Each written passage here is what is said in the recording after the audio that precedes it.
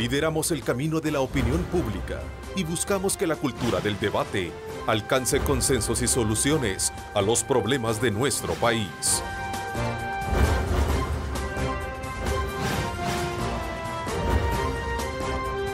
Diálogo con Ernesto López.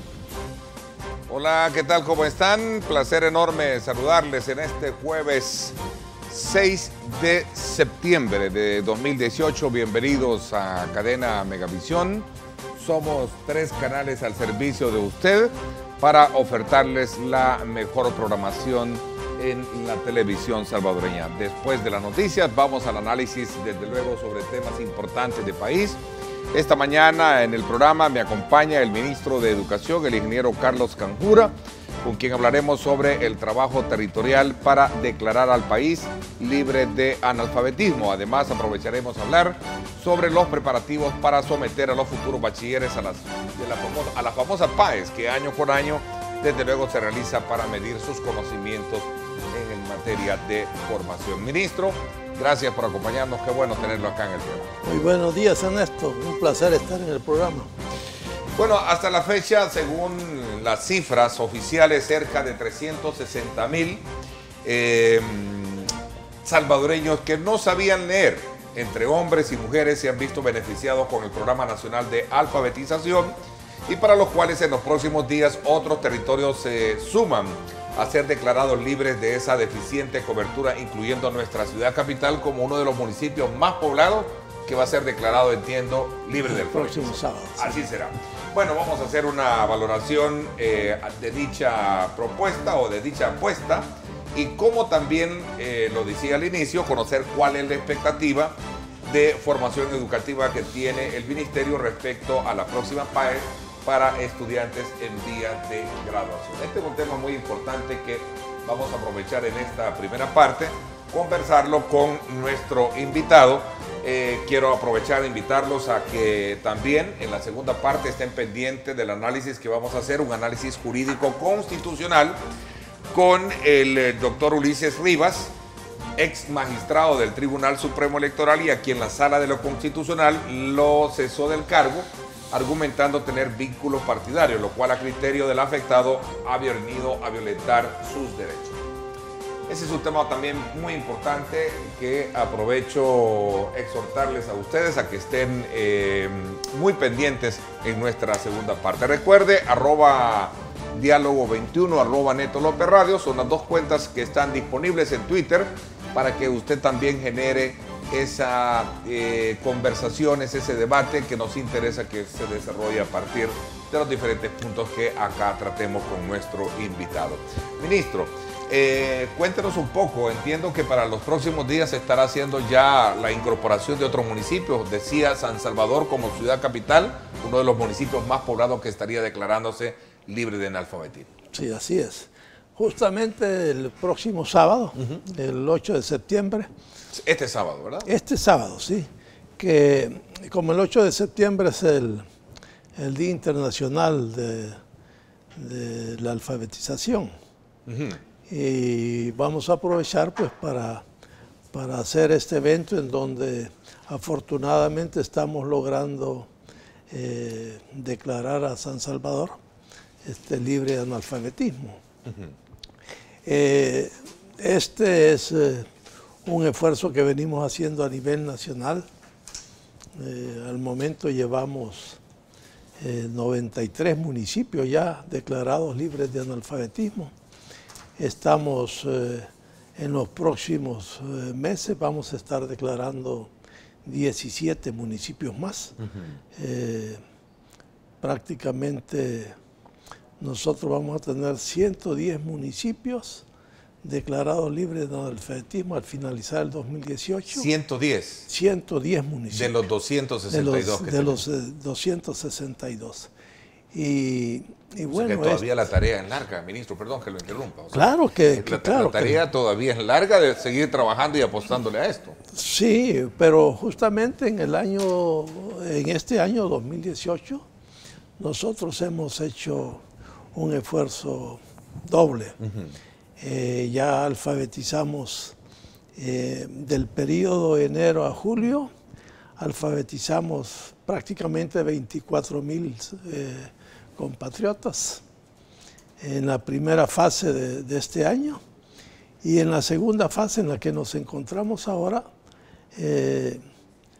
estamos atendiendo a 58,000,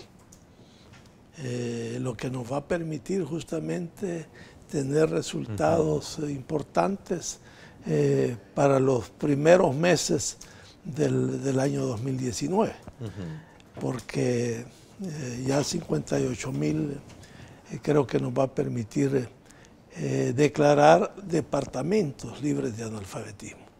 Este es un tema que, como digo, pues lo venimos saldando poco a poco. Es una deuda con la población salvadoreña en esta condición. Histórica, por supuesto. Histórica, sí. ¿Cómo se logra identificar ese déficit en el territorio, ministro? Es decir, los programas, digamos, son parte de una política de gobierno, pero ¿cómo sé que allá es donde de verdad, y cómo la gente, obviamente, por su misma condición seguramente de pobreza o sus limitantes, voy a ser un poquito más, digamos, enfático en eso, cómo logra concientizarse de la necesidad de asistir y cambiar un poco ese estatus de conocimiento, ¿no? Con la lectura. Primero, en la tarea de identificar. En los últimos meses hemos acudido a registro de personas naturales, y a través del DUI estamos identificando no solo a la persona, sino con su lugar de residencia, y eso nos permite hacer visitas para invitar a los programas de alfabetización, porque justamente uno de los problemas que hemos tenido históricamente en el tema de alfabetización es identificar, porque obviamente nadie anda diciendo yo no sé leer, pregonando que no sabe leer, ¿verdad? Entonces, una primera tarea que siempre es compleja es identificar al asociado, al que esté. De esa forma el programa llega. El programa llega. Entonces nosotros en estos momentos estamos haciendo lo siguiente. A través de la base de datos que tiene el registro de personas naturales, nosotros identificamos quiénes están en esa condición y enviamos promotores a cada... Aquí ya no vamos buscando a ciegas, sino vamos buscando justamente la persona que esté en esa condición. Y eso nos ha permitido un trabajo interesante, identificación pronta, digamos. Claro, se nos queda un porcentaje fuera, porque técnicamente alguien se declara como analfabeta cuando llega a la edad de 15 años y no ha aprendido a leer y a escribir y a hacer los primeros cálculos básicos. ¿Será que estadísticamente, bajo esa, digamos, figura de que aquella persona o aquel niño que llega a los 15 años sin poder leer ya entra en esa categoría, será mucho por la condición difícil en la que ha vivido el país o sigue viviendo en materia de inseguridad? Muchos padres prefieren mejor tener a sus hijos en su casa que mandarlos a la escuela donde saben que se los pueden matar, ¿no? Bueno, pero ese creo que no es... un factor incidente. No es el caso. Creo yo que nosotros... ¿Cuáles son los que impactan en ese...? Yo creo que al final este es un tema histórico, ¿verdad? En donde... obviamente... Donde la brecha se ha venido manteniendo. En los últimos años se ha incorporado el tema de inseguridad, ¿verdad? Pero el tema es un tema que tiene su historia. El derecho a la educación es algo que se ha reconocido hasta fecha reciente en la sociedad salvadoreña. Y nosotros justamente tenemos, así por grupos etarios, diferencias notables. A ver, pero ¿verdad? Es inconcebible, decía uno de los responsables de los programas mundiales de Naciones Unidas, de que en esta etapa de la vida en la que se encuentra el mundo, una persona no sepa leer. Bueno, las desventajas que tiene una persona que no sabe leer y escribir en este momento es muy distinta a la desventaja que tenía alguien que no sabía leer al principio del siglo XX. Son dos cosas distintas, ¿verdad? La gente en los años primeros del siglo XX perfectamente podía sobrevivir sin tener esta condición de escolarizado, de tener necesariamente que saber leer y escribir para sobrevivir. Hoy la cosa es tremendamente diferente. Es un tema que justamente ha ido evolucionando en la medida en la que, como dije antes, el derecho a la educación se ve ejerciendo con mucho más énfasis, ¿verdad? Nosotros tenemos en la población etaria mayor de 50 años el porcentaje más alto de analfabetas. Nosotros, si tomáramos la población de menor de 25 años, entre 15 y 25 años, nosotros no nos podemos declarar libres de analfabetismo. Para estudiar y comprender mejor este fenómeno, hay que irnos a esas estadísticas y a esos rangos de edad. Hay que irse. Y en eso seguimos por ejemplo, yo creo que tenemos el reto de no acumular, ¿verdad? Porque justamente en la deserción escolar está una fuente, digamos, que alimenta lamentablemente esa estadística. Que alimenta el analfabetismo, digamos, ¿verdad? O sea, es válido pensar que hay factores sociales como la inseguridad que impactan, ¿no? Claro, pero nosotros justamente por eso estamos insistiendo mucho en lo que son los programas que están incorporados desde el año 2016 en cuanto a flexibilización de la educación. Fíjense que en este tema de las medidas extraordinarias, cuando se colocó un fondo para apoyar el retorno de los jóvenes al sistema educativo, nosotros tuvimos la apertura de hacer una flexibilización mucho mayor de la que venía haciendo el Ministerio de Educación, porque las modalidades flexibles en el Ministerio de Educación se ofertaban para estudiantes de séptimo grado en adelante. Lo que quiere decir que un estudiante que estaba de 15 años y que no había alcanzado sino solo su primer grado, no tenía la oportunidad de reingresar al sistema. Nosotros, a raíz de este plan El Salvador Seguro y con el apoyo de los fondos de medidas extraordinarias, hicimos convocatoria para estudiantes de primer y segundo ciclo de educación básica a efectos de reintegrarlos al sistema educativo. Y atendimos una población que anduvo por los 2.500 estudiantes.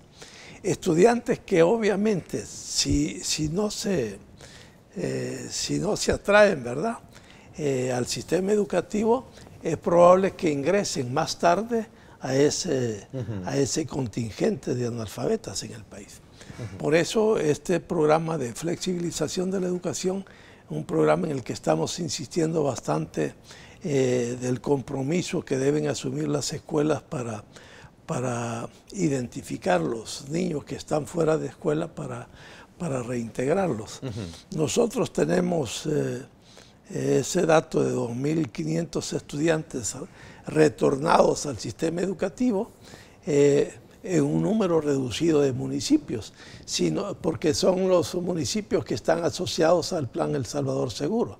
Si nosotros llevamos esto a nivel nacional, podemos tener una mayor garantía de que vamos a reducir de manera significativa el ingreso de niños al tema de analfabetismo, ¿no? O sea, este debe ser una tarea permanente nuestra, asegurar que no ingresan más jóvenes al tema de a engrosar las filas de analfabetos, ¿verdad? A ver, ya para cerrar un poco este ciclo, porque quiero aprovechar con usted tocar varios temas, creo que el factor educación en el país merece ser y aprovechar de su asistencia al programa, ser abordado bajo una, digamos, bajo una lupa y ver qué es lo que realmente se ha hecho, qué hemos logrado en esa materia y qué es lo que puede venir por delante. Estamos a pocos meses de concluir un gobierno, someternos a un escrutinio y ver qué es lo que realmente viene por delante. Estos fondos para estos proyectos de alfabetización vienen siendo de la parte cooperante, ¿no? Bueno, no, hay un fondo que se ha venido utilizando desde el año 2014, hay un monto que ronda los $2,5 millones. Fondos propios. Fondos propios. Hemos tenido también cooperación internacional, ¿verdad? Este año justamente nosotros con cooperación internacional es que estamos logrando convocar a esos 58,000 que le digo en la segunda fase del año 2018. Estos 58,000 salvadoreños que están en esta condición están convocados justamente con el apoyo de la cooperación internacional. Bueno, ministro, estamos a las puertas de poder desarrollar la PAES, ¿no? ¿Qué es la PAES en digamos, en este contexto de país y sobre todo cuando la apuesta por mejorar la educación en el país viene siendo como la factura pendiente, ¿no? Todavía. Sí. Bueno, la tarea de la calidad educativa es una tarea en la que hemos venido trabajando de manera sistemática.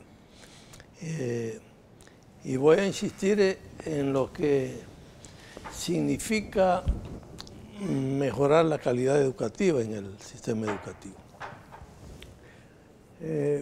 Primero, debemos transformar la cultura evaluativa que se tiene en el país. ¿Qué significa esto? Bueno, con frecuencia se trata de que evaluamos algunos contenidos sin evaluar la integralidad. El profesor de matemática evalúa matemática, el profesor de lenguaje evalúa lenguaje, el profesor de ciencias sociales registra igualmente lo que se avanza en ¿La esos PAES temas. no evalúa esa integralidad con la que debe examinarse es que justamente yo creo la que educación en el... es muy difícil. Es muy difícil que una prueba de esta naturaleza registre lo que debe registrar el ojo experto que observa cotidianamente al Es decir, estudiante. es mal pensar entonces que un estudiante, según esa calificación que obtenga, es el reflejo del nivel educativo en el país. Parcialmente, ¿verdad? Muy débil. Muy débil, ¿sí? La conexión es muy débil porque al final de cuentas, como lo hemos venido señalando, de lo que se trata es de saber si estamos construyendo en nuestros ciudadanos esas capacidades productivas y ese compromiso con su desarrollo personal, su desarrollo familiar, comunitario y de la sociedad salvadoreña en su conjunto, esa responsabilidad como ciudadano. Eso justamente no es tan fácilmente medible a partir de este tipo de pruebas, ¿verdad?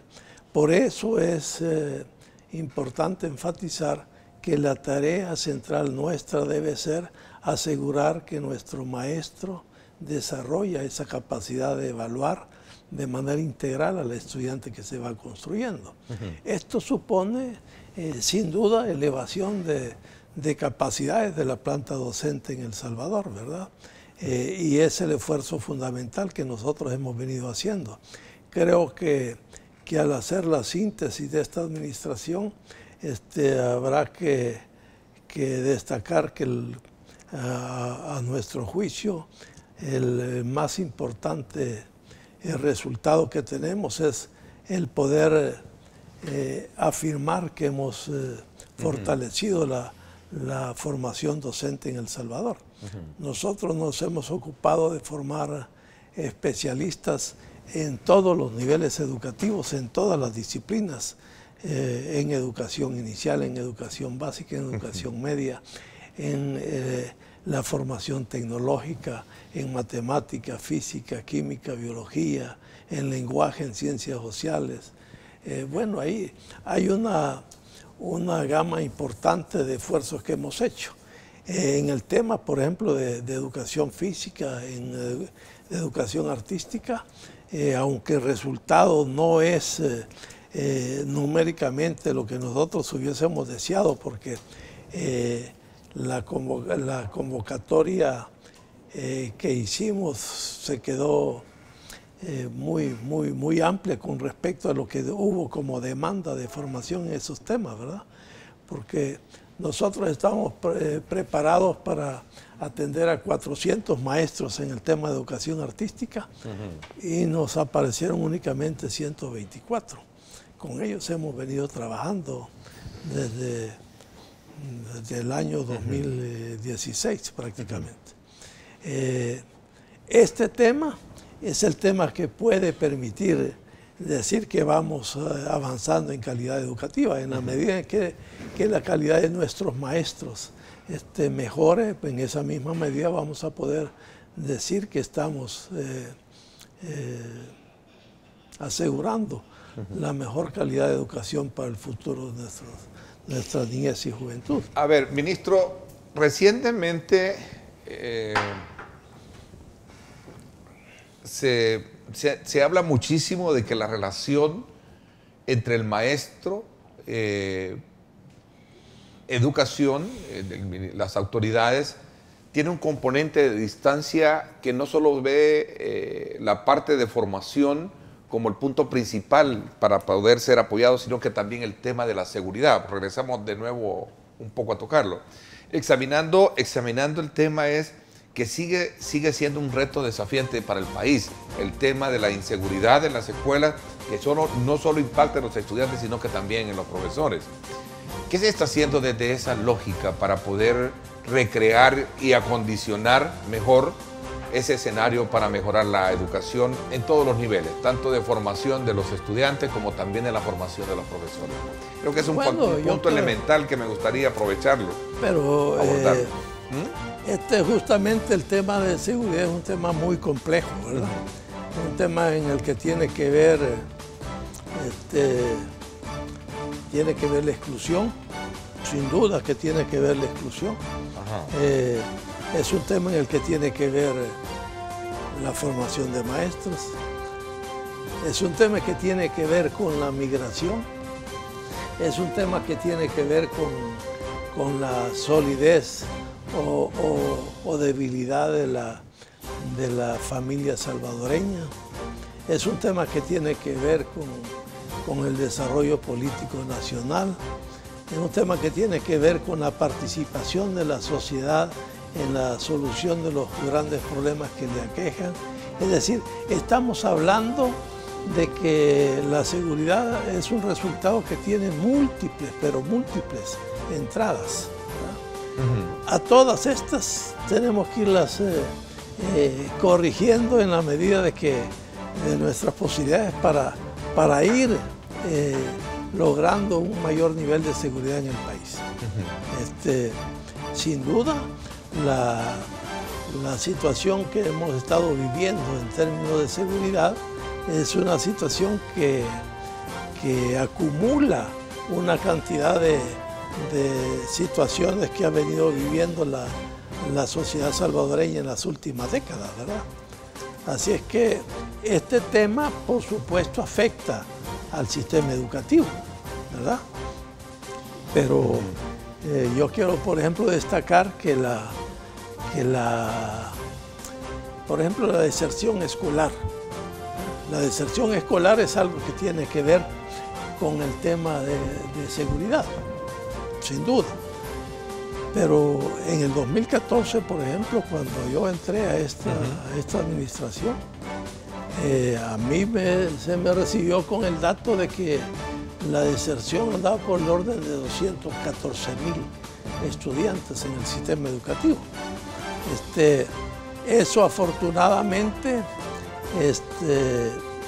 ha mejorado de manera notable. El año 2017 nosotros tuvimos una deserción que anduvo por los 39.000. Este año, con el monitoreo que llevamos mensualmente, la deserción anda por los 22.000 estudiantes. O sea, se ha logrado reducir. Claro, es un número todavía alto, 22 a 39. Claro, pero veníamos de 114.000. Jóvenes que se retiraban de estudiar. Sí. Eso fue cuando ustedes lo toman, ¿en qué año? En el 2014. 2014, este nuevo gobierno. De 114.000 estamos pasando a 22.000, ¿verdad? Eso es un resultado de muchos factores, no puede atribuirse a un solo factor, ¿verdad? Pero lo que sí es importante destacar es que en la medida que todos estos factores que intervienen en la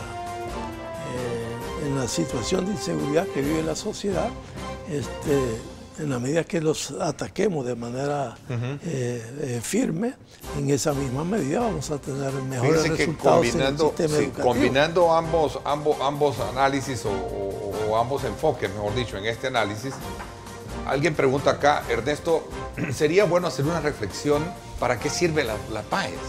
¿Para qué nos sirve? Más el costo, pregunta, si al final, ¿qué hacen con esos indicadores? Voy a dejarlo planteado y regresamos con esa pregunta que me parece que es muy interesante plantearla y saber qué es lo que realmente nos dice la PAES.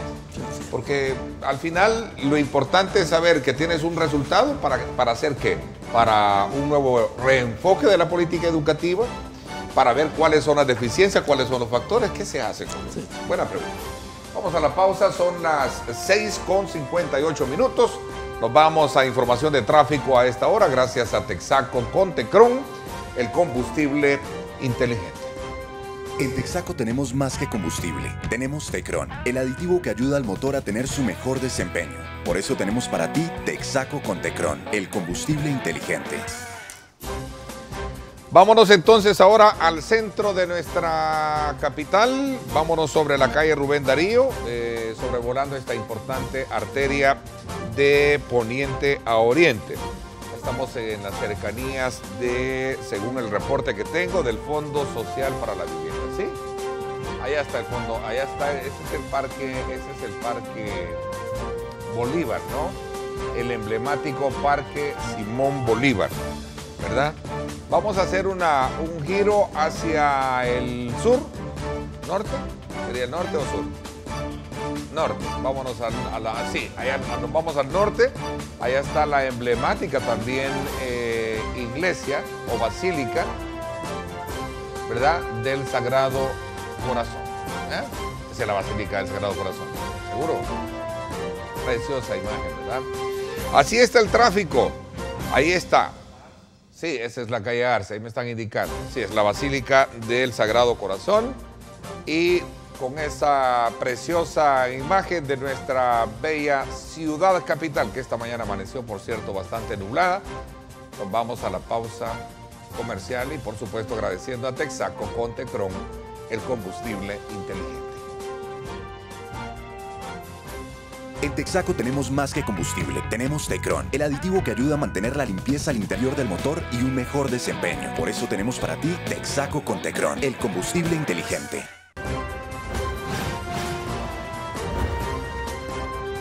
Diálogo con Ernesto López.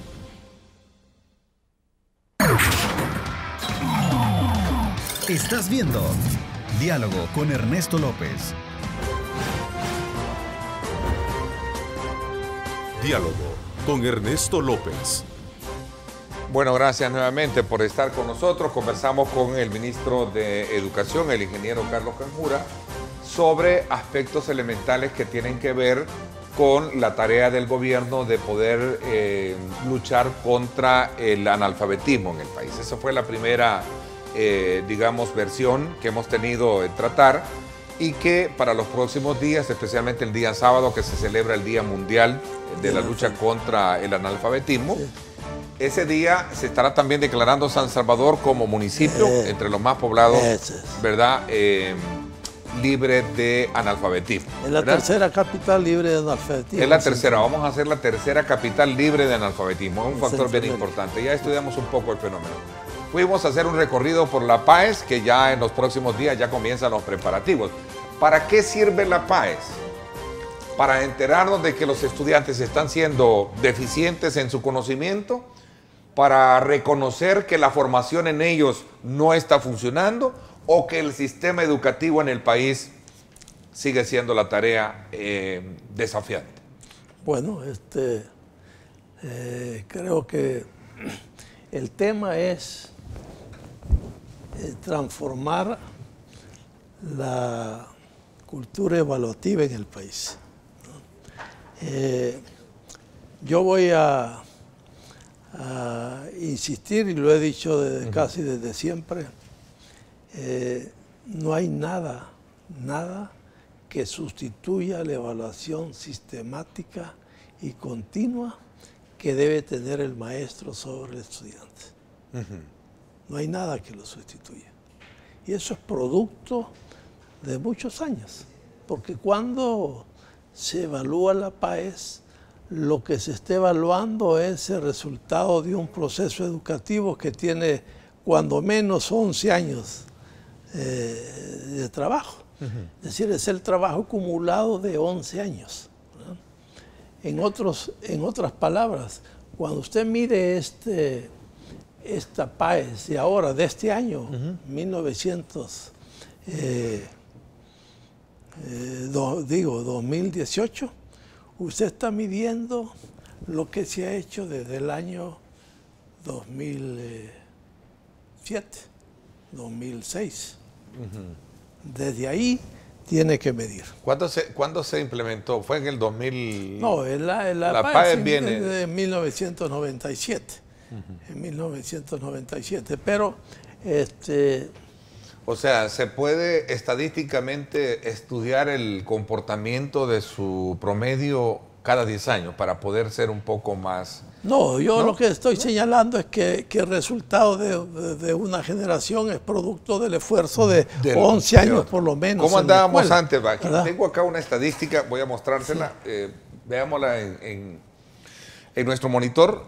Esta estadística desde el 2008 al 2017, que nos muestra de que en el 2008 teníamos el 6.1, luego 2009 4.9, 2010 5.1, y ese ha sido el rango para llegar al año pasado con 5.3.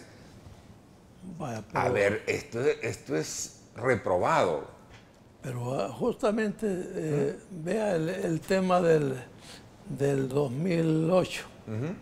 El tema del 2008 es un tema de maquillaje de resultados, ¿verdad? ¿Sí? Eso fue manipulado. Claro que sí. Sí, y eso, bueno, la misma UCA lo denunció. ¿O lo dijo? Lo dijo, ¿verdad? En efecto, yo creo que eso es parte de lo que yo llamo la cultura evaluativa. Creer que lo importante es la nota promedio que sacan los jóvenes y no la calidad de ciudadanos que estamos construyendo. Por eso yo voy a insistir en este tema, porque más allá de lo que puede ser una nota, lo que hay que ver es la clase o calidad de ciudadano que estamos construyendo. Eso es lo importante. ¿Y cuál es a su criterio y su experiencia que le lleva a definirlo ahora, como buen ciudadano? Eso se mide con contenidos.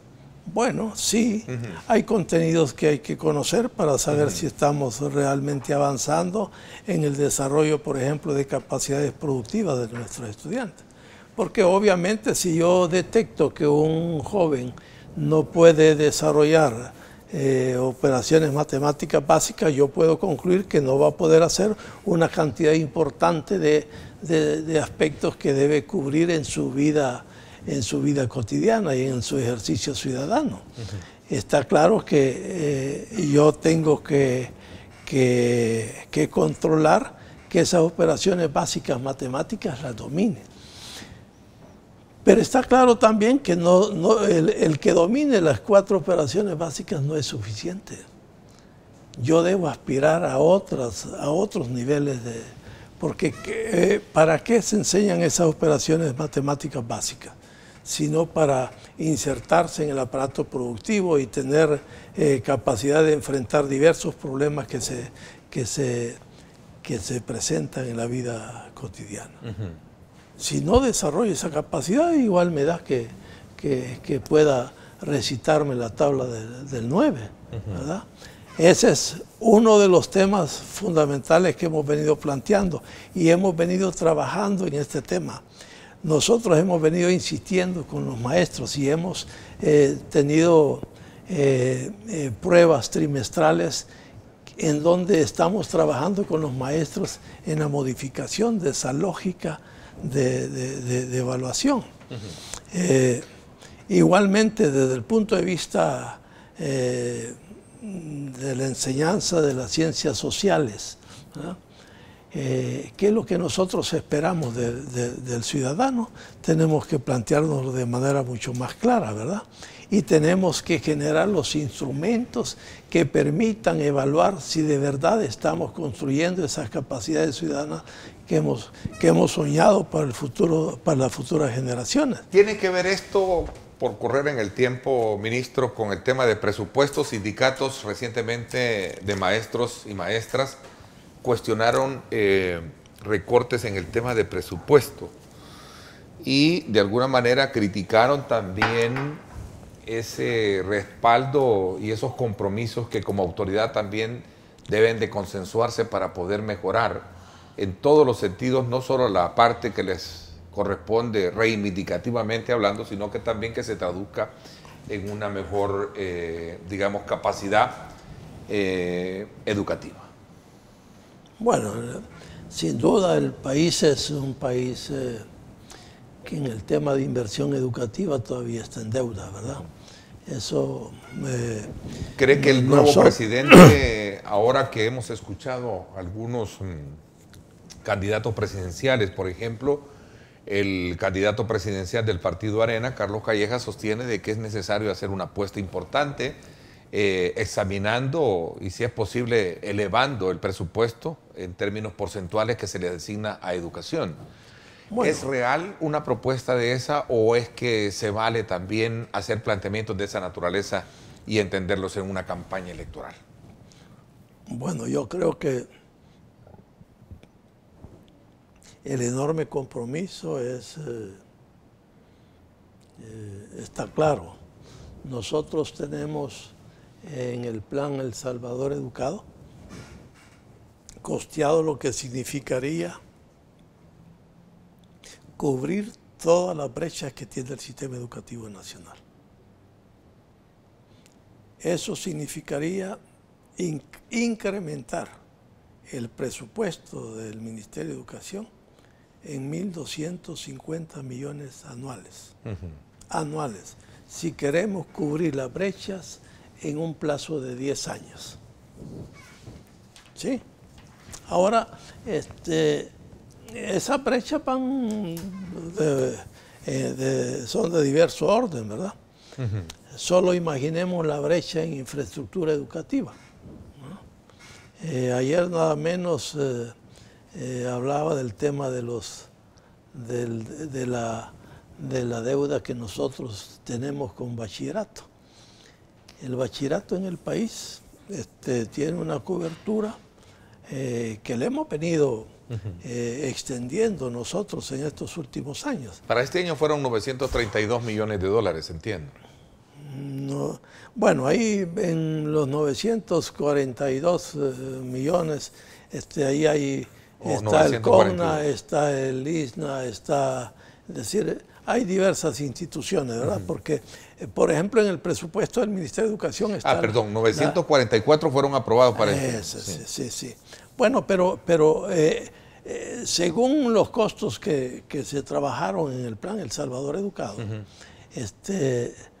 para cubrir todas las brechas, nosotros necesitaríamos tener anualmente un incremento de 1.250 millones de dólares. Esto también se traduce en una denuncia que hacían que, y aquí nos lo recuerda un televidente, se han recortado los presupuestos para las escuelas. ¿Es cierto esto? No, recortados no. Lo que pasa es que aquí siempre tenemos problemas de esta naturaleza. Primero, en efecto ha habido recortes en ciertos años, ¿verdad? Pero también ocurre que la entrega de los fondos que se hace a las escuelas están programadas durante el año. Lo mejor sería tener esos fondos disponibles desde el inicio del año escolar, ¿verdad? Todo el tema, por ejemplo, de materiales educativos debiese ser un fondo del que la escuela dispone desde el mismo mes de enero, ¿verdad? Sin embargo, se van entregando de acuerdo a las posibilidades que tiene Hacienda para atender. Pregunta un televidente, voy a aprovechar porque ya estamos contra el tiempo, ministro. Pregunta un televidente, ese dinero que se gasta para la elaboración de la PAES, ¿por qué no mejor se invierte en mejorar escuelas? Si al final regreso casi al mismo punto. No, ¿para qué sirve la PAES? Sí. ¿Para darnos cuenta de que sale reprobada? Bueno, pero una cosa sí está clara también, que debemos desarrollar cultura evaluativa y aprender a diseñar pruebas y aprender a medir lo que se está queriendo medir es una cultura que debemos cultivar. Debemos desarrollar, porque de lo contrario tampoco vamos a saber cómo se evalúa. Y no es sencillo estar hablando de que 56.000 maestros del sistema educativo desarrollen capacidades para diseñar pruebas que permitan evaluar la calidad de ciudadanos que estamos construyendo. No es sencillo lograr que 56.000 maestros se apropien de formas de medición adecuadas.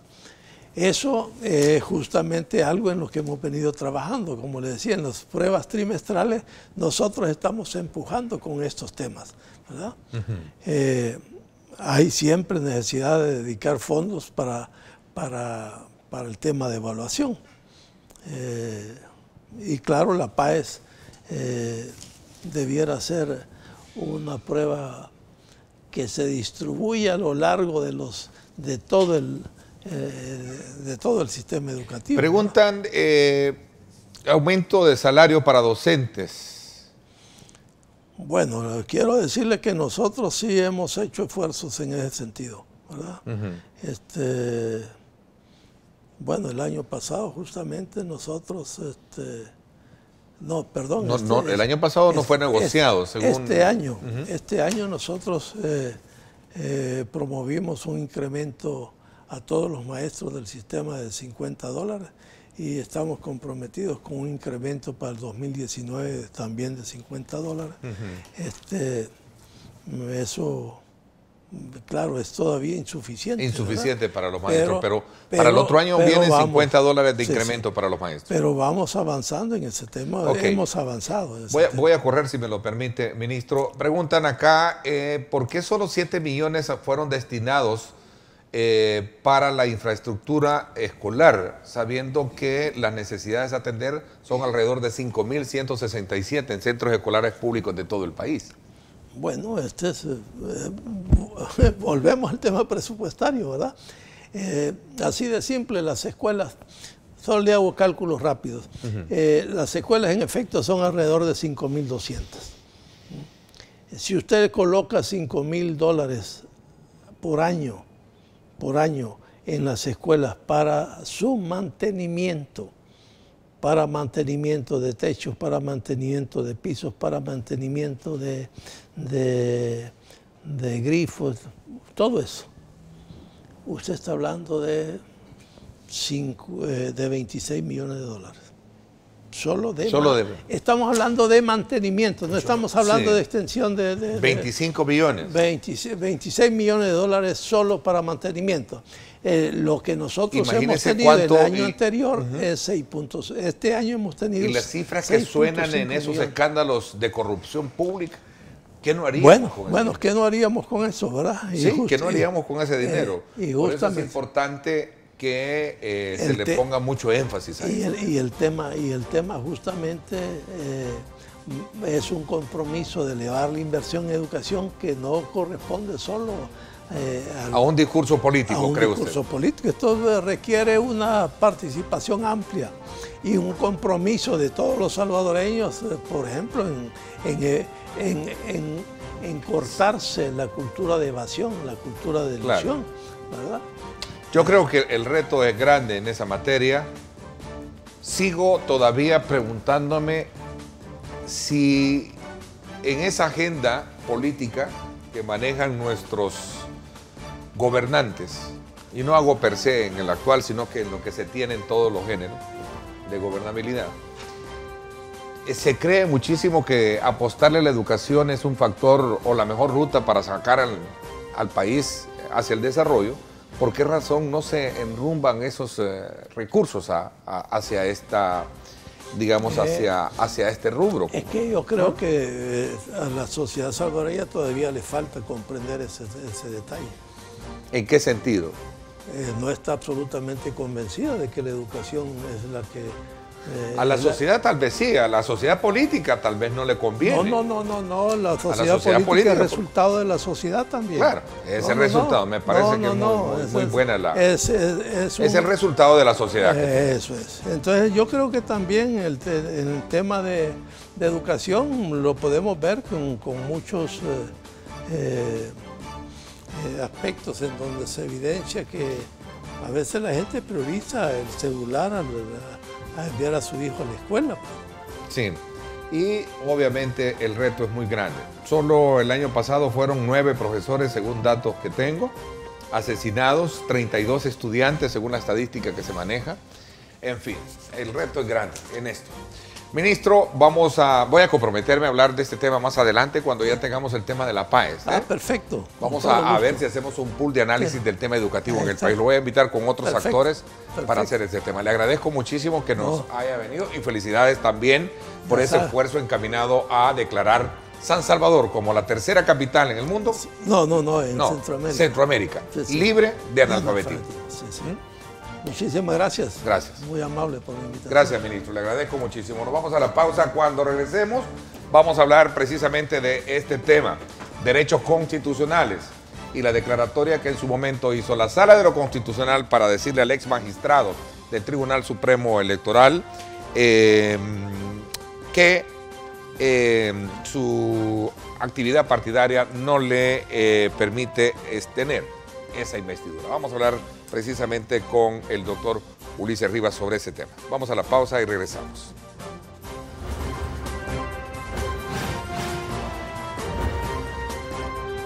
Diálogo con Ernesto López. Estás viendo Diálogo con Ernesto López. Diálogo con Ernesto López. Bueno, gracias nuevamente por estar con nosotros a esta hora, tal y como lo expresé.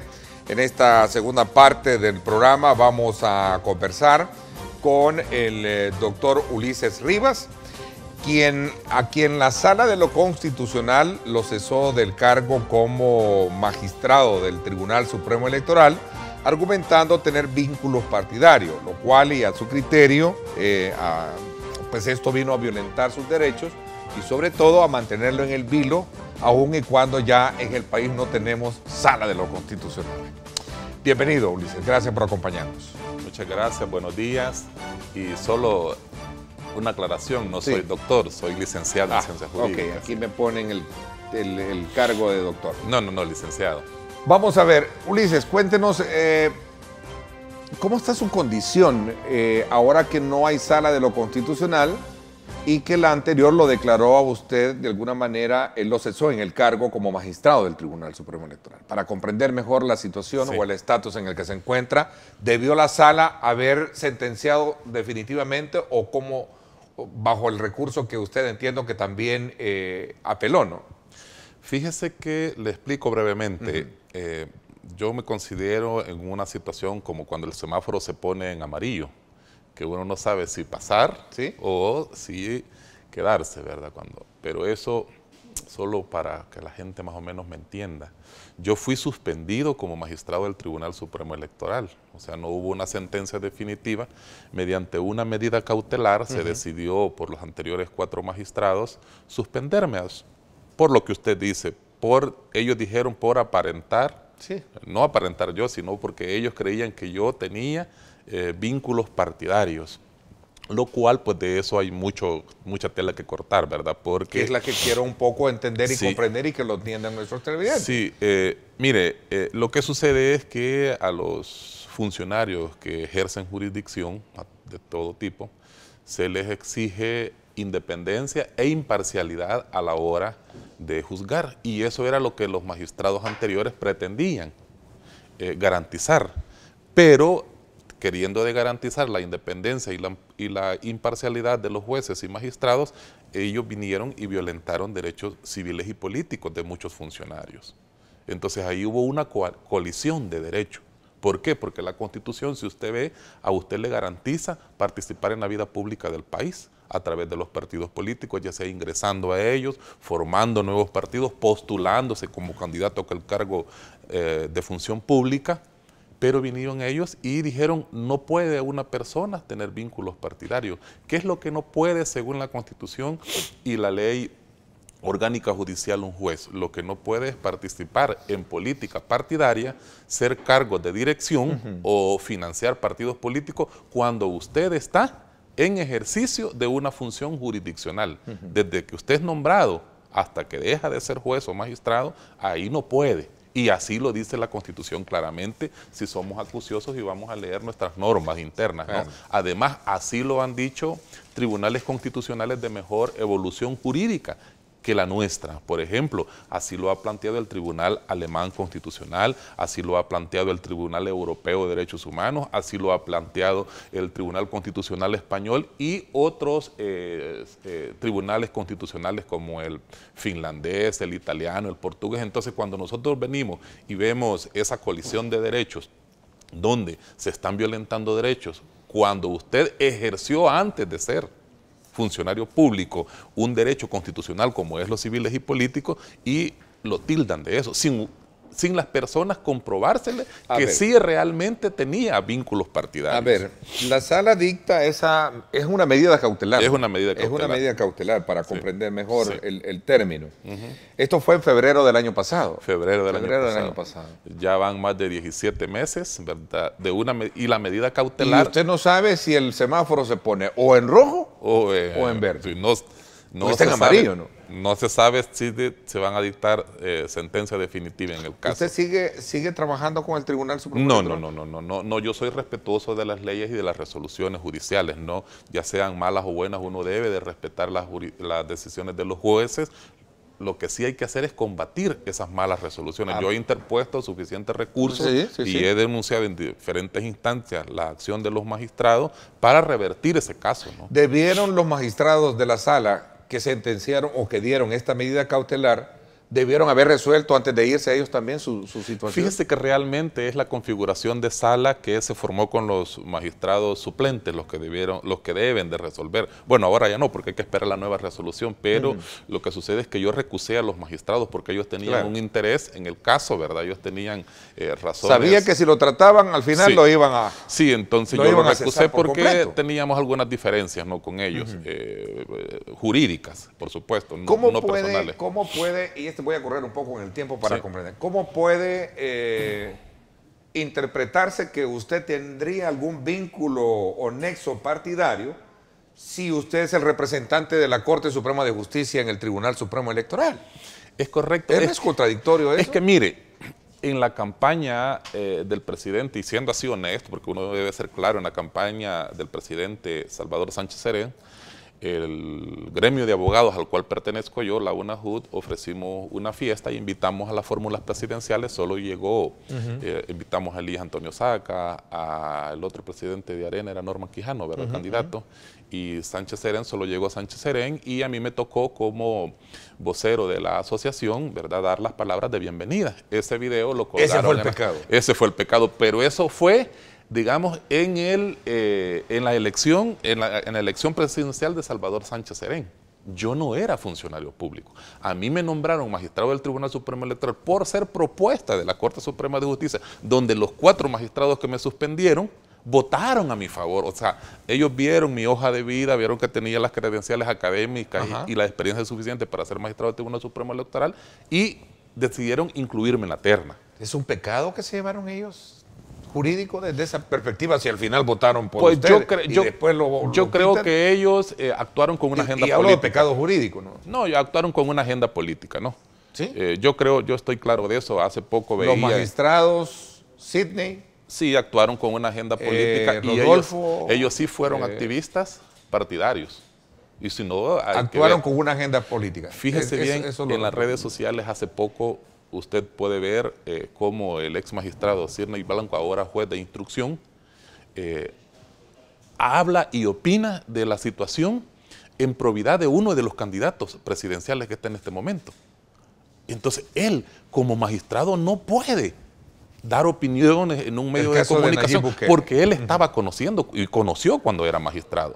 Entonces, si ellos dan opiniones y sacan a reducir datos de un proceso que no está finalizado, que no hay sentencia firme, ¿qué están haciendo? ¿Sostiene su acusación de que ellos se prestaron a una agenda política? Sí. No acusación, sino una crítica, digamos, una opinión. Un señalamiento, una opinión. ¿No? Usted ve el comportamiento de una persona, ¿verdad? O cómo ellos actúan, y si no, veamos cómo está el Tribunal Supremo Electoral. Pues hay que ser, como digamos, honestos en esto, veamos cómo está el Supremo. ¿Siente que ellos atropellaron sus derechos? Fíjese que lo que estamos haciendo es revirtiendo ese caso, ¿no? Yo presenté un recurso de nulidad a la resolución, a la medida cautelar que ellos dictaron, luego presenté una revocatoria, y tanto es así que fíjese que ellos a las 12 del día resolvieron suspenderme del cargo. 24 minutos después decidieron ellos llamar a los suplentes para que conocieran de la recusación que yo había interpuesto. Como unos jueces, digamos, se hacen juez y parte. Ellos sabían que tenían suficientes razones para lo recusaron, entonces me suspendieron antes y luego después llamaron a los suplentes para que conocieran. Eso solo se hacía con jueces inquisitivos antes. Ya con jueces garantistas, como debe de ser en estos momentos de la transparencia que nos ha tocado vivir a nosotros, a todas las generaciones, ya no pueden ser los jueces inquisitivos, ya no pueden ellos querer dañar a una persona, ellos tienen que resolver con base a pruebas y garantizar un debido proceso, por supuesto. A ver, esto lo llevó también a estar fuera de lo que fueron las propuestas del CNJ cuando se hizo la... Es correcto. También. Fíjese que la verdad Hablemos de esto cuando regresemos. Me están pidiendo una pausa. Gracias por estar con nosotros. Son las 7 de la mañana con 34 minutos. He girado invitación de manera constante a los ex magistrados Cirney Blanco y también a Rodolfo González, como un derecho de poder hacer un análisis, como un derecho de poder responder a estas inquietudes que se hacen y por supuesto hacer un análisis del trabajo que ellos desarrollaron. No hemos coincidido con sus agendas, espero que más adelante lo hagamos para evitar también que quede todavía así en el aire algunos aspectos que a lo mejor solo estén desde el ángulo de su persona y no desde el ángulo de ellos. Voy a la pausa, no me cambie, regresamos.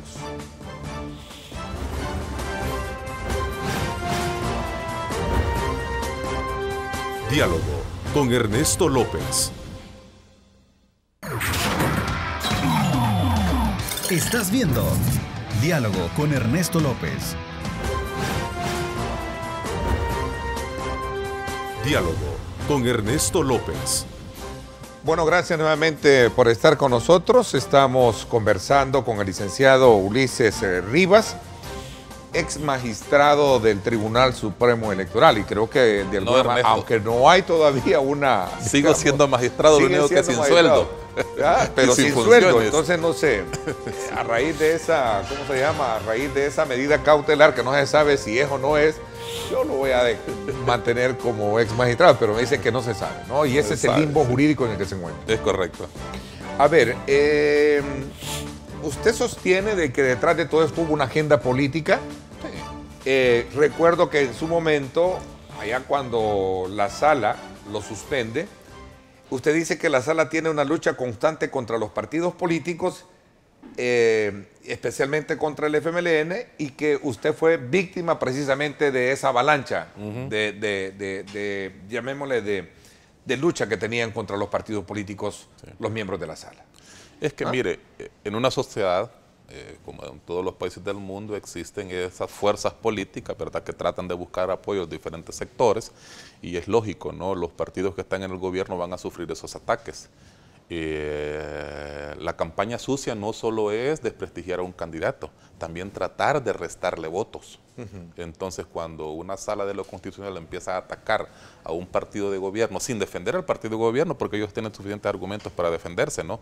Pero cuando empiezan a atacar desde una sala y a sacar resoluciones constantes y salen dando opiniones ellos y aclarando sus resoluciones, las resoluciones deben de ser claras y explicarse por sí solas, no andarlas explicando.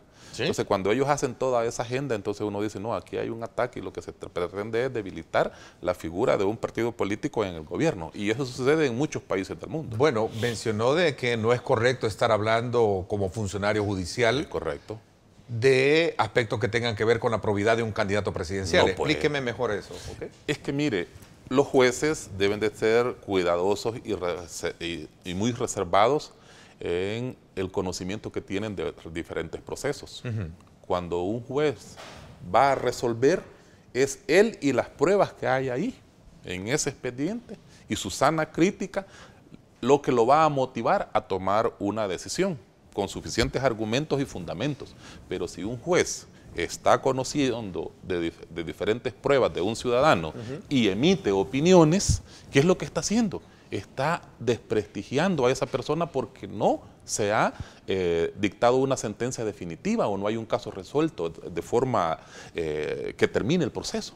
Entonces, cuando se hace eso de un juez, es peligroso, porque los jueces no pueden actuar de esa forma. Los jueces deben de ser, su íntima convicción debe de ser tal que va a dar su opinión definitiva a la hora de resolver, tomando pruebas de cargo y de descargo. Es el caso del licenciado Cine, yo le ponía el ejemplo, sí, ¿no? Sí, el caso del licenciado Cine Blanco, hablando del caso de Nayib Bukele.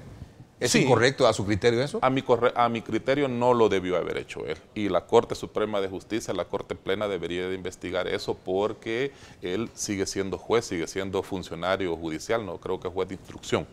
Entonces, a mi criterio, ya es hora de que los señores magistrados de Corte Plena ordenen esas cosas. A ver, cuando yo escucho hablar de que ya es hora, que hay inconformidad, que otros sectores le dan la razón a los que ya se fueron como magistrados, y otros que desde luego los critican, como usted en este momento que no está de acuerdo en ese papel, en ese rol que jugaron. Yo me pregunto, ¿qué está pasando entonces con la administración de justicia en el país? ¿Se está queriendo imponer sobre el poder político o el poder político reacciona porque toda la vida fue, digamos, como manoseada la administración de justicia? ¿Qué está pasando en el país? Mire, lo que sucede, yo le voy a dar una apreciación muy personal. Dejemos un poco, digamos, el grado de afectación que pudo haber tenido usted por lo que sea. Voy a aprovechar su investidura académica, ¿vea? Como jurista, para entrar un poco a examinar esa situación. Mire, en toda ciudad y desde Montesquieu, los pesos y contrapesos, ¿verdad? Esos balances deben de existir y la división de poderes para eso se creó. Lo que sucede acá es que en nuestro país, tradicionalmente, la Corte Suprema de Justicia hacía las cosas que le dictaba el Ejecutivo. Y desde 1992, con los acuerdos de paz, ¿verdad? La forma de hacer política, la forma de gobernar y la forma de dictar justicia en nuestro país cambió. Entonces irrumpe una fuerza política ¿verdad?, como de izquierda, irrumpe, ¿verdad?, con un nuevo pensamiento, con una forma diferente de tratar de hacer las cosas. Entonces ahí la forma que se hizo en los más de 190 años hacia atrás, desde la independencia patria, cambió. Entonces, en ese momentito, hacia atrás, las cosas se hacían solo entre, digamos, mal llamados notables, ¿no?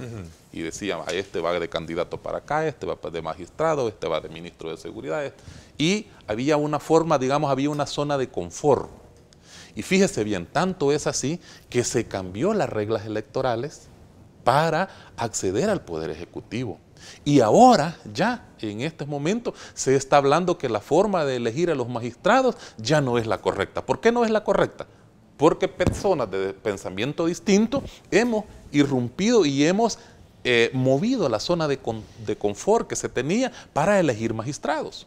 Fíjese bien, usted me decía antes de ir a la corte, usted fue propuesto por el gremio de abogados como candidato a magistrado y lo sacaron. Y lo sacaron. No permitieron que ni llegáramos de candidatos a la Asamblea Legislativa, ni eso permitieron. ¿Cuál es el temor? Porque uno tiene una forma distinta de ver las cosas, porque uno no... Usted no es partidario.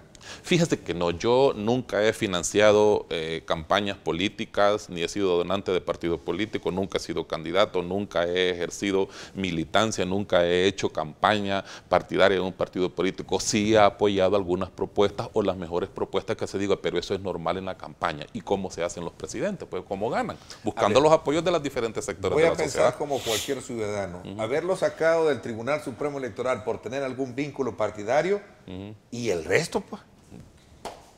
O sea, si una decisión hubiese sido así, yo no sé, si lo estoy haciendo como ignorante esta mañana acá, pero entonces dejo solo al Tribunal Supremo Electoral. Deja solo toda la Corte Suprema de Justicia. Dejo solo a toda la Corte Suprema de Justicia. Deshacemos todo y aquí van a ser personas únicas políticas. Ese es el debate que hay ahora. Sí. Me gustaría comprender mejor cuál es su lectura. Una pregunta antes de cerrar el ciclo en lo personal, para conocer su situación, digamos, jurídica. No recibe salario.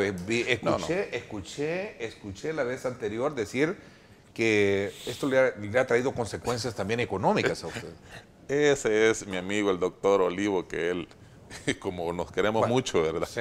Pero mire, yo efectivamente no recibo salario como funcionario, pues, pero gracias a Dios, Dios siempre provee, ¿verdad? Y uno, ¿qué le puedo decir? Yo no puedo obtener un cargo o un empleo público porque no se pueden tener dos empleos del Estado. Y yo sigo siendo funcionario aunque estoy suspendido, o sea, no tengo salario. Yo no puedo ejercer el ejercicio libre de la profesión porque como soy funcionario es prohibido por ley ejercer la libre. Pero lo han dejado en un gran problema. Entonces, pero fíjese que hay muy buenos amigos que le dan trabajo a uno, le dicen, mira, haceme este análisis, haceme esta demanda, ayúdame en esto. Y cuando a uno le cae en caso, pues uno comparte honorarios con los colegas y ahí uno va saliendo. Siempre se sale adelante, ¿verdad? Con las bendiciones de Dios, ¿verdad? Y de la Virgen Santísima uno siempre sale adelante. Así es que no hay que quejarse. A ver, así es. Yo soy fiel creyente que si la justicia terrenal sí falla, pero desde luego la que está en el cielo, ¿no?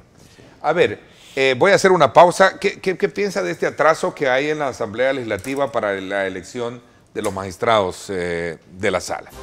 ¿Qué es lo que a su criterio está pasando? Y si esto de alguna manera tiene que ver lo que usted decía, o sea, al final él es una especie de propuestas que salen de los partidos políticos. A mí me parece, a mí me pareció muy interesante una propuesta que hiciera el ex magistrado Cine Blanco, ¿verdad? Que hiciera en el marco de un foro desarrollado en esta capital, y eso hay que darle seguimiento, y eso es uno de los motivos que quisiera conversar con él. La propuesta de que los magistrados de la sala, los magistrados no sean electos por la Asamblea Legislativa. O sea, hay que comenzar a debatir ese tema para evitar ese tipo de cosas, ¿no? Fíjese que yo he estado... Vamos a hablar de esto cuando regresemos. Okay. Voy a la pausa. No me cambie, regresamos.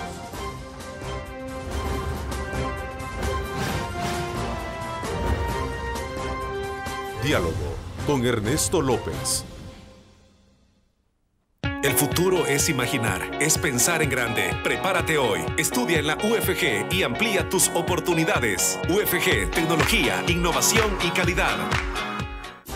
Bueno, gracias nuevamente por estar con nosotros. Esta situación entrampada en la Asamblea Legislativa también merece un análisis y verlo desde ese ángulo en la que usted sostiene de que cuando se trata de ver la investidura pública de cualquier funcionario, especialmente de segundo grado, debe de pasar por la Asamblea Legislativa. Y me atrevería a pensar de que usted está diciendo que el problema está ahí y es de ahí donde debe de corregirse, si es que queremos entrar en esa dinámica de sanear aquella actividad que no sea confundida partidariamente con alguien que ha sido electo por un ente político como es la Asamblea Legislativa. ¿Sí? Y por eso cité el ejemplo del caso del doctor Cisnes Blanco, que hacía esa mención de que para evitar este tipo de situaciones debería la Asamblea Legislativa apartarse y que sea otro conglomerado, otra figura de elección de tipo de magistrados, de funcionarios de segundo grado, ¿no? Sí, sí.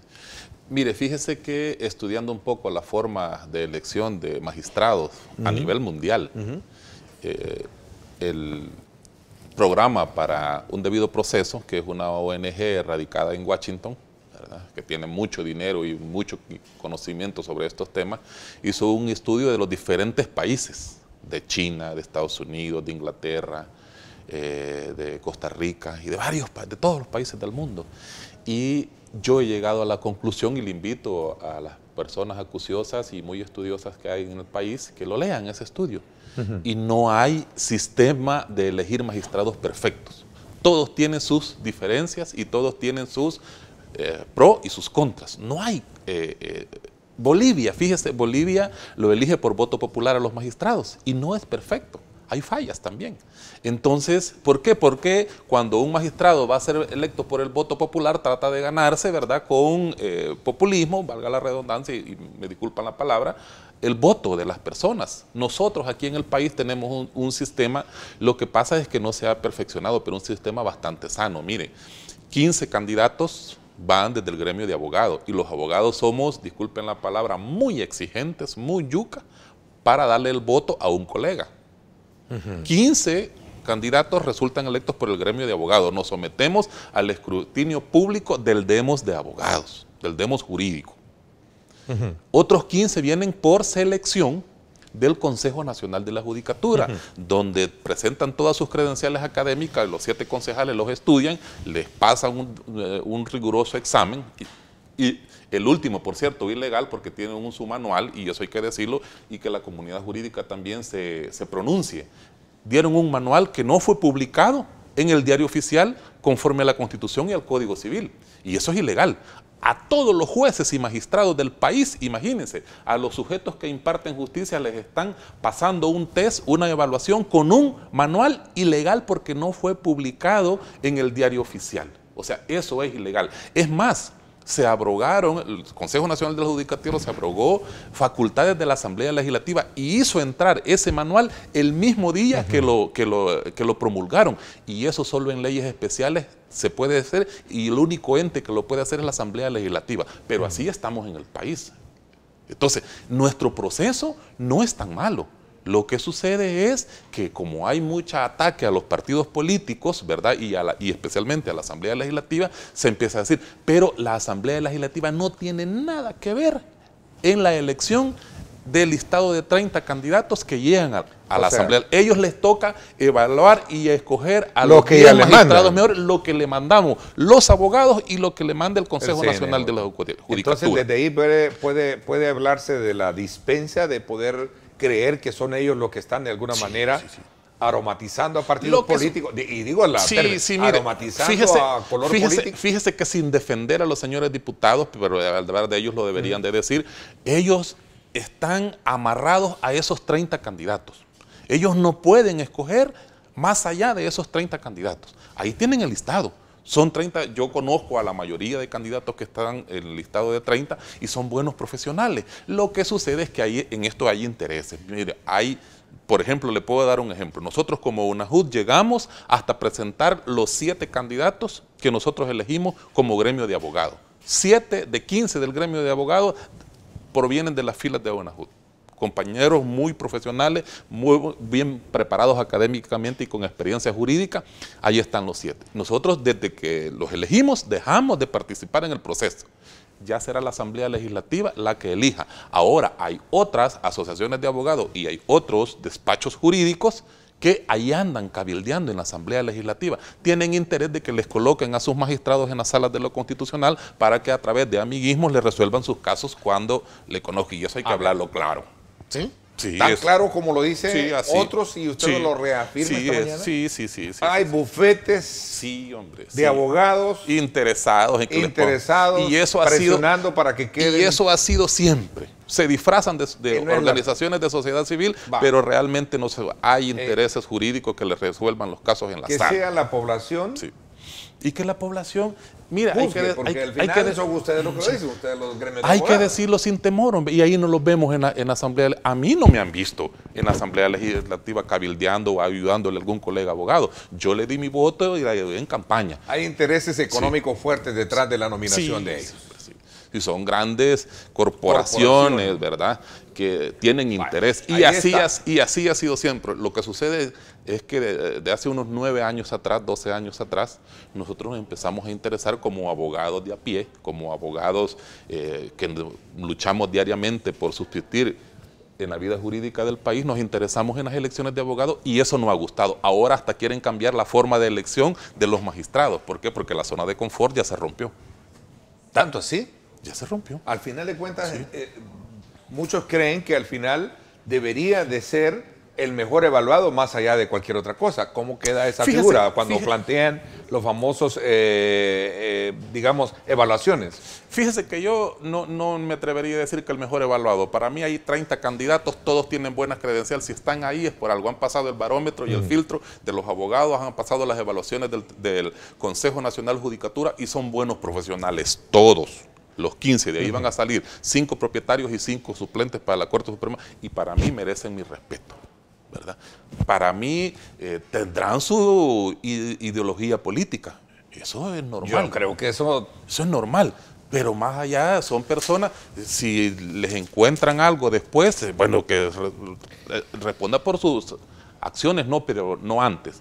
Creí que no lo había escuchado tanto de un representante, de un abogado, lo oía más de los políticos, que detrás de todo esto hay un interés grande de grupos corporativos, de abogados y de sectores económicos. Y les quieren imponer nombres ahí. Les quieren imponer a los mismos partidos políticos quiénes van a ser. Esa es la verdad.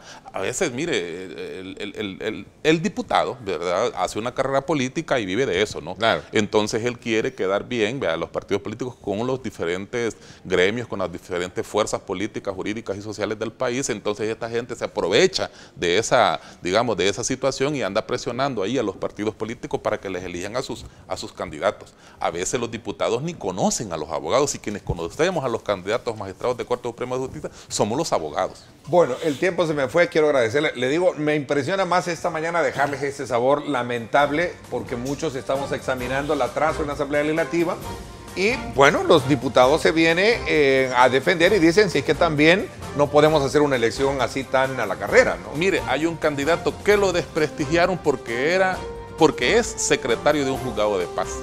O sea, y él tiene sus maestrías, sus estudios, su preparación, tanto académica como práctica, y estos abogados que se creen los paladines del conocimiento, dicen, no, él no debió estar ahí en esa lista porque él es un secretario de un juzgado de paz. ¿Cuándo se define su situación?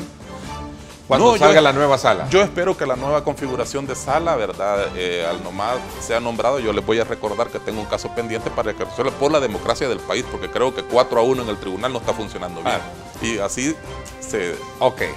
Podemos tener un poquito más de agilidad de trabajo en el Tribunal Supremo Electoral. Gracias, le agradezco por haberme acompañado. A usted, Ernesto. Me quedan muy claros algunos aspectos de los cuales hemos abordado. El dengue está más agresivo, ya causó al menos una muerte, según las autoridades de salud. Amigo padre de familia, póngale muchísima atención con sus niños al tema de los zancudos en casa.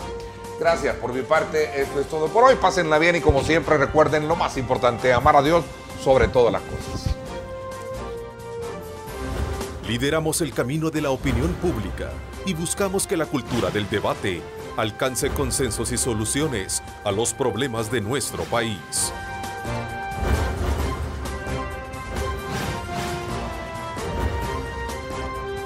Diálogo con Ernesto López.